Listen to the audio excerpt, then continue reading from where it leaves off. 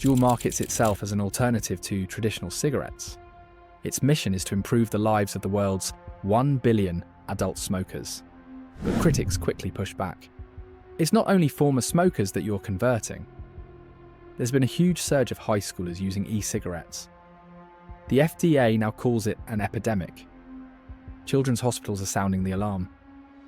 You're nothing but a marketer of a poison, and your target has been young people.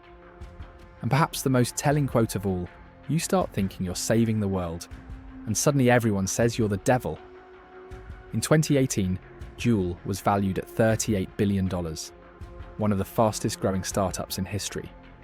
Its mission was bold: give the world's 1 billion cigarette smokers a healthier alternative.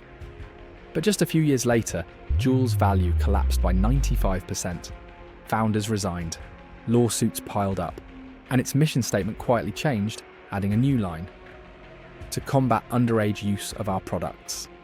Because despite its original intentions, Juul didn't just disrupt smoking, it helped create an entirely new generation addicted to nicotine.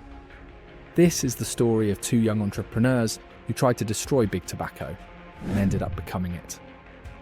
The idea. In 2004, Adam Bowen and James Monsees, two product design students, met at Stanford University. Smoking had been banned on campus years earlier, but addiction doesn't disappear with rules. Late at night, the two would sneak out of the design studio for cigarette breaks. What if cigarettes could be redesigned? They believed smokers weren't just addicted to nicotine, they were attached to the ritual. The hand-to-mouth motion, the social aspect, the pause in the day. If they could preserve that ritual while removing the most harmful elements, maybe smokers could finally quit. While researching, Adam and James uncovered something shocking. Thousands of internal, big tobacco documents dating back to the 1950s. For decades, cigarette companies had explored safer cigarettes. They knew burning tobacco created deadly toxins. By heating it into vapor instead, those toxins could be reduced. So big tobacco buried the research. Adam and James didn't have that problem.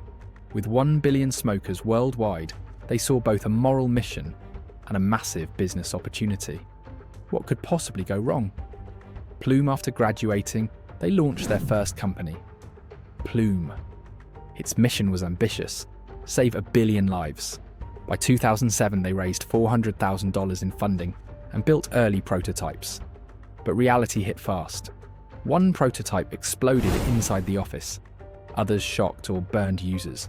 To operate the device, users had to manually refill it with butane, basically lighter fluid. Even worse, it didn't satisfy smokers. Some users taped two devices together just to get more nicotine.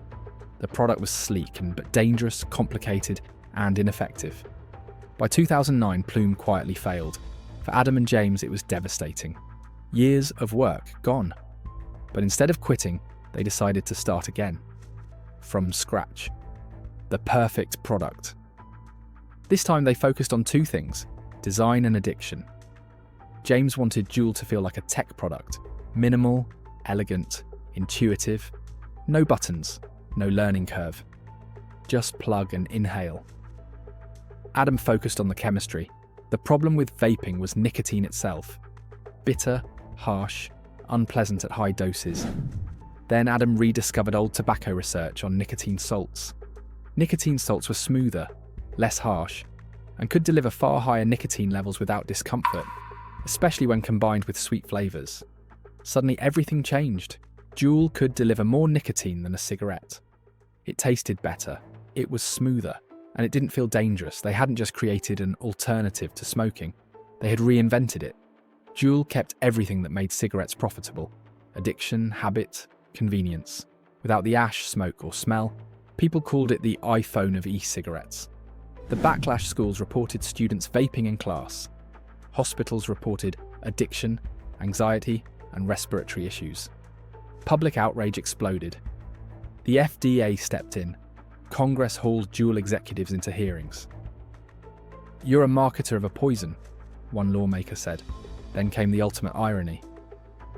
In December 2018, Altria, the largest cigarette company in the US, bought 35% of Juul for $12.8 billion. The company that claimed to fight big tobacco had just joined it. Collapse. In 2019, a vaping health crisis erupted. Although later traced to black market THC vapes, Juul became the face of the scandal.